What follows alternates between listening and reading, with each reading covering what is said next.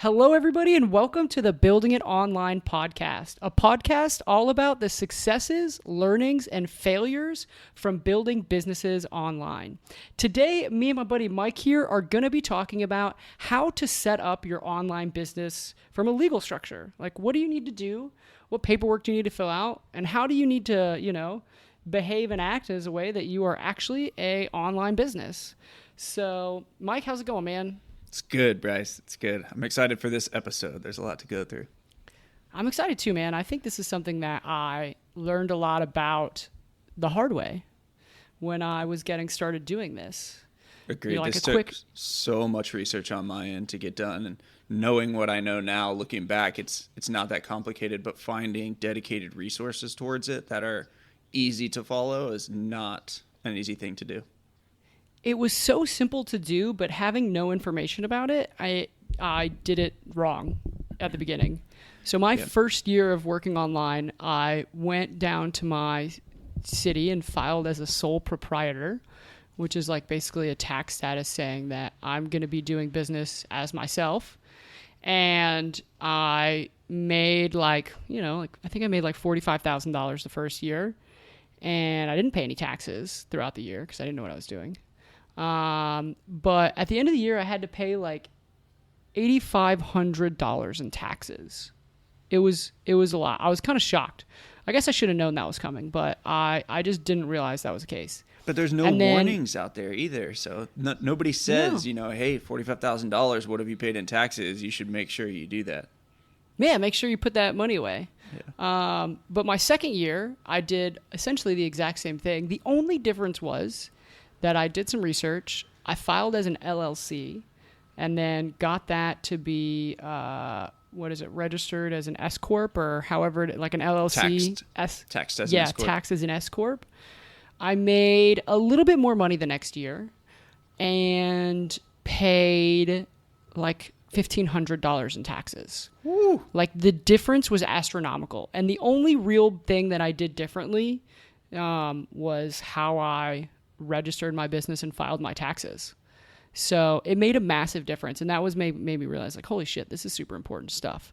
And so that's why I'm excited to do this one. And I think you have a lot of really good information about this one as well, having started several businesses at this stage. So let's start here before we go too deep with a disclaimer that we are individuals with stories and not tax professionals and not legal professionals. So we are not giving any legal advice on this podcast. You guys take it for what it's worth. I think it's great information. For me, it served me very well. But again, everything changes in different cities, different states, different jurisdictions. So listen to us at your own peril. Yeah. So let's start, Bryce, with the different structures of how you can form a business. You've mentioned sole proprietorship. You mentioned LLC. There's also S Corp, B Corp, and C Corp, which are different corporate structures that you can do. You could become a nonprofit. There's quite a few others. I think those are the most popular. Did I miss any?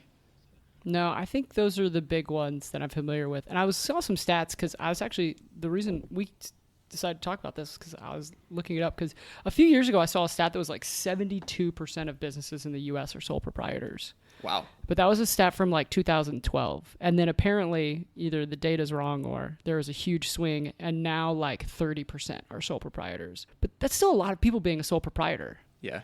Like that to me seems like, in my experience, a really bad way to do business. Yeah. I wonder if it's because of the ease of how easy it is nowadays to set up an LLC and get the benefits that you were talking about with your story just now. Yeah, I hope so. That'd be great. After being a sole proprietor for a year, I want nobody to be a sole proprietor. Unless your tax professional tells you that's the best idea. In which case, get a second opinion and then, if that's what they tell you to. So let's start with sole prop since that's what we're talking about.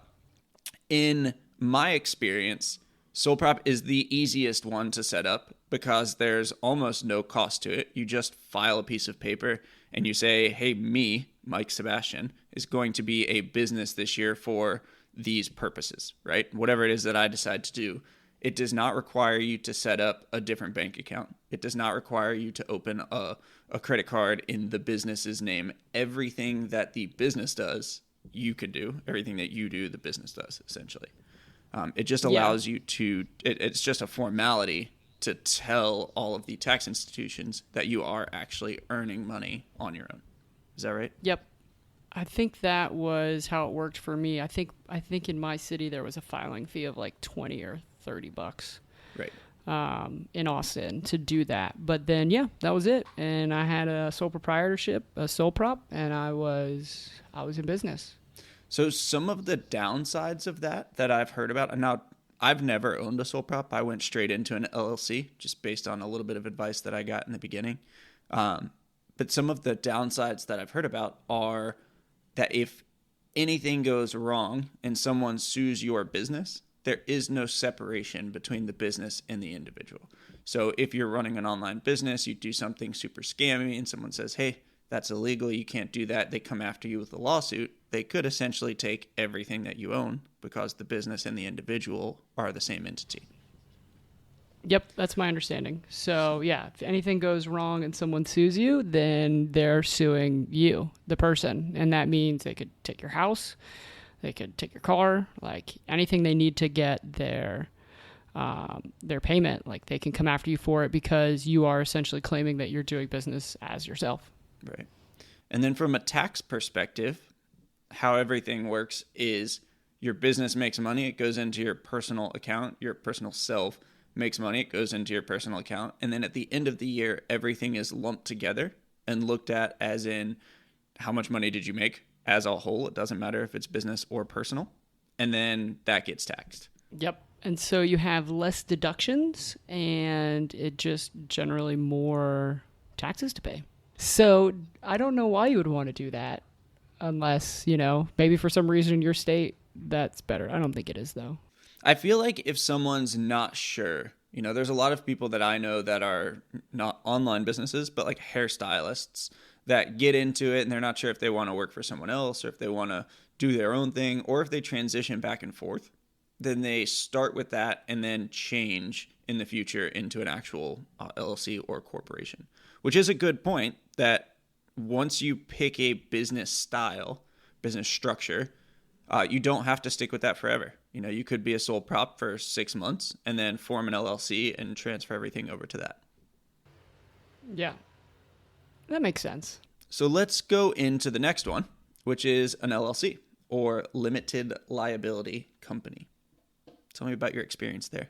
LLC? No, that for me, I currently have an LLC now, and that has been the best structure that I have found for me because, as a small business, I don't have a ton of like corporate structure, but essentially what an LLC does is it puts this wall of separation that then says, okay, I am Bryce Gump, but I have an LLC that is operating as a business and I am the owner of that LLC.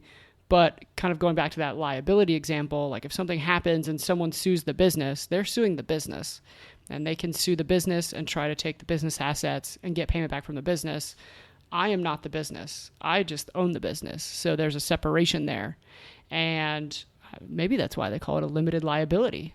And so, so that really limits your liability and it gives you a different structure in paying taxes. So, now when you have income coming in, that goes to the business bank account.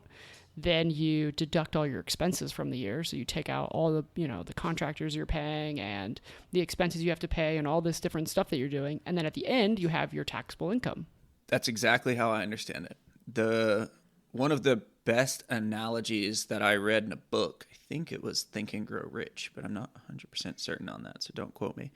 But one of the best analogies that I heard is when you get paid as a W-2 employee, you have income, taxes, expenses. So if you make $100,000 in a year, then you pay taxes on $100,000 a year, and then you pay your bills, like your rent and your cell phone and everything else.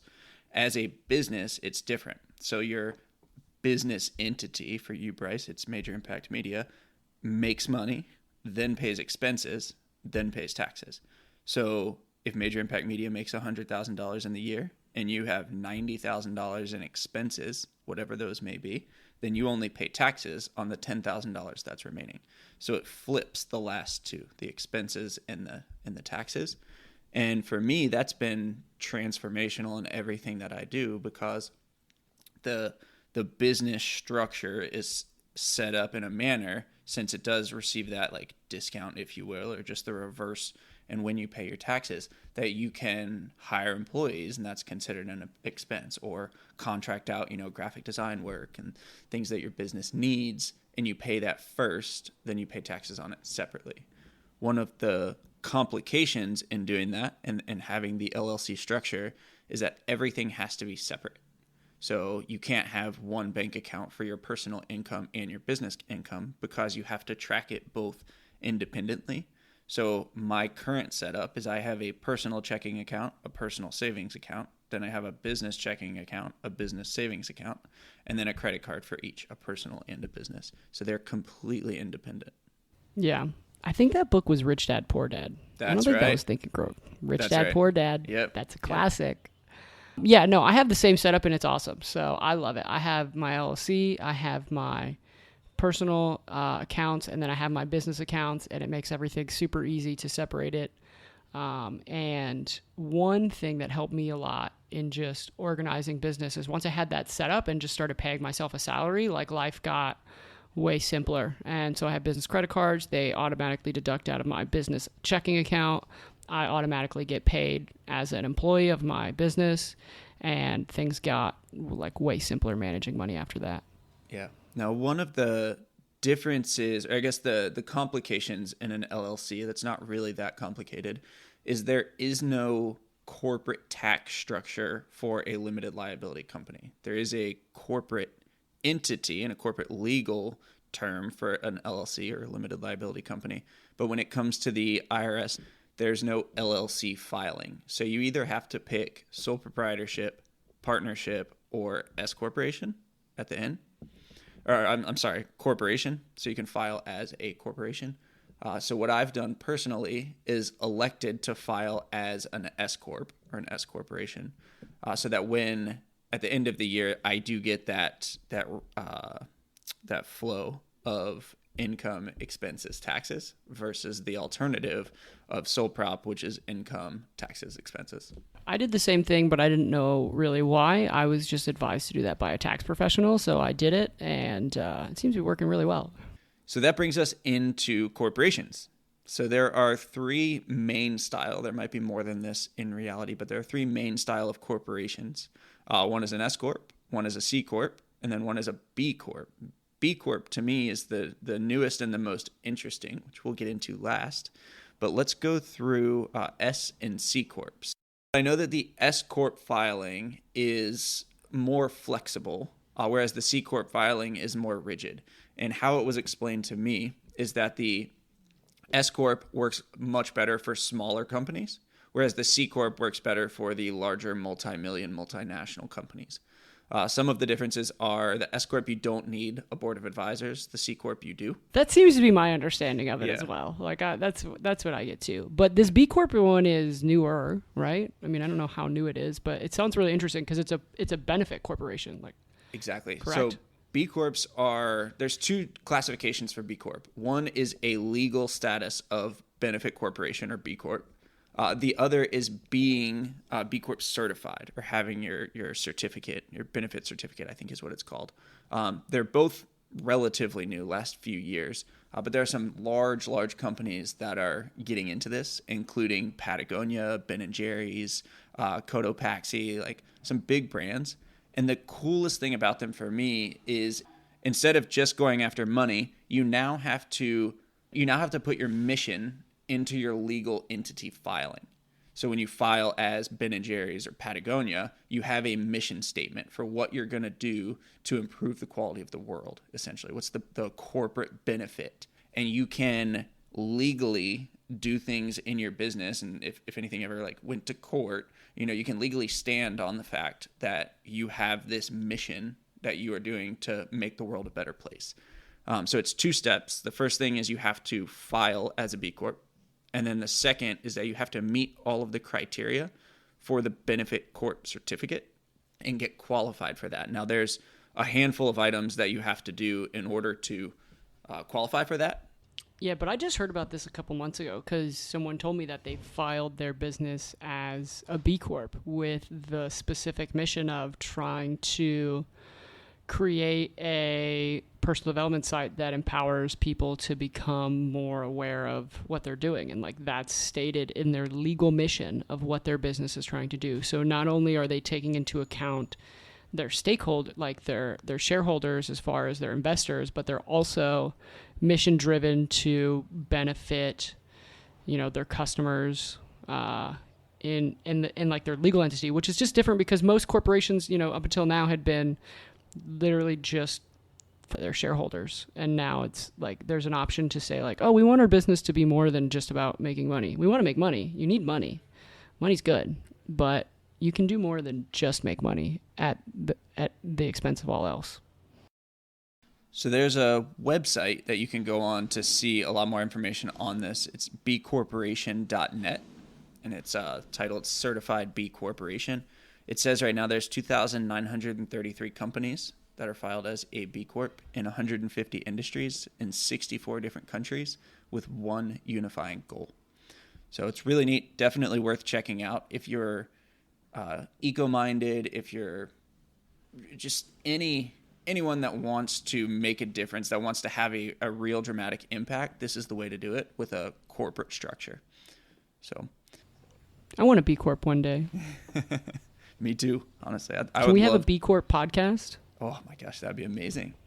That would actually be really cool to have a podcast that is filed at a more complex structure than our actual companies. Tell all your friends about us. We're going to have a B Corp podcast and save the world. As you can see from the conversation here, they're not very clear cut. The LLCs are taxed as one or the other. The sole props are easy. The LLCs are a little bit harder. Each of them, as you go through learning each of the different structures in the order that we did them, the pricing goes up, or the prices go up to file. So sole prop is the easiest. LLC for me was around $500 a year. A S corporation and a C corporation go up beyond that. Is that what you experienced as well, Bryce? Yeah, I mean, I think I paid a couple $100 to file my LLC, but it wasn't. Yeah, I think it was like $300 for me to file mine, and that was it. It was just a one-time thing. Yeah. And you're in Texas, right? Texas, thank Cool. God. And did you file everything yourself, or did you have somebody do that for you? I did everything myself to file for the LLC, and then my CPA did the S Corp classification. Now, Bryce's business major, Impact Media, is filed in Texas. Mine is filed in Nevada. Now, Nevada specifically makes it very, very easy for individuals to go start a company there.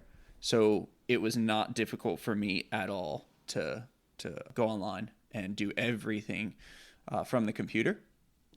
But there are companies that their sole mission is, or their sole purpose is, to file businesses for you. So if you're someone that doesn't want to do the research, or you've got a lot of business coming in already and you're just busy and you don't have the time, you can hire out companies to do all of the paperwork for you and get your business set up from start to finish.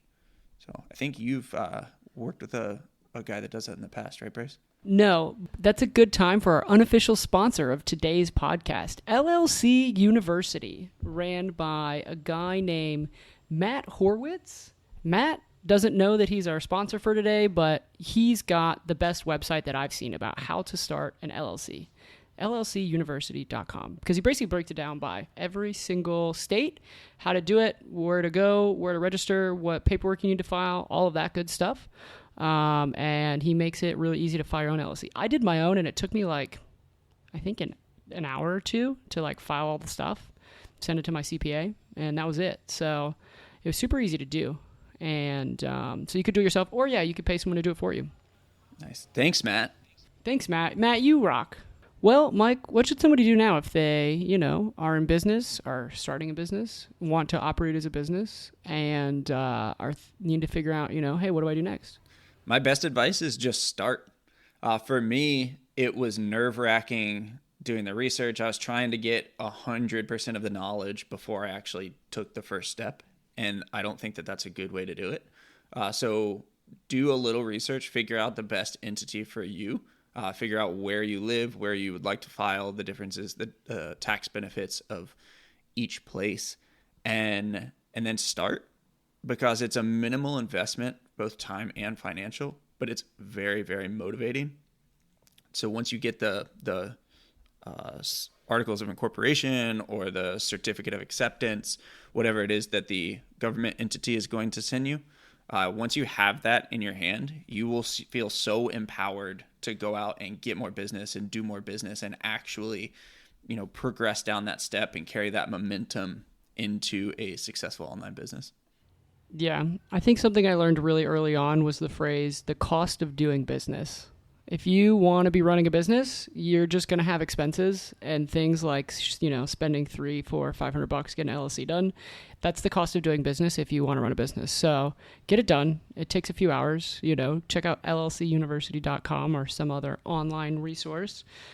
Figure out what's best for you and just, spend the money, get it done, and you'll feel so much better. Because it is really cool when people are like, what's your, we need your EIN number. And you're like, oh, I have one of those, let me refer you to my company's tax entity so that you can, do everything over there.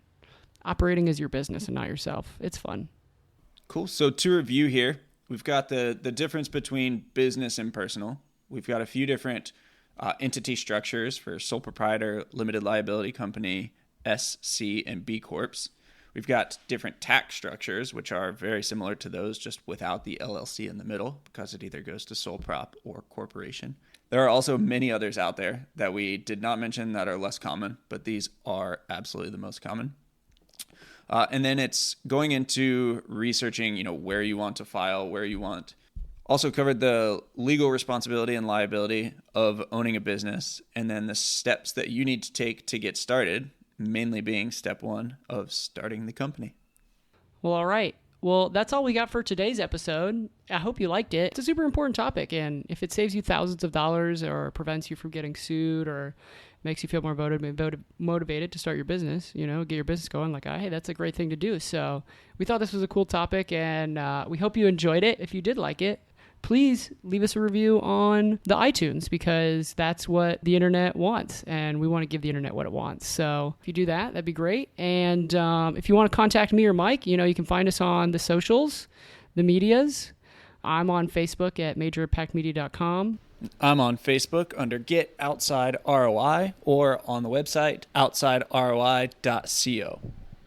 Check out last week's episode if you haven't already, because we talked about 5 habits and routines that we've developed over the years that have really helped us grow our business.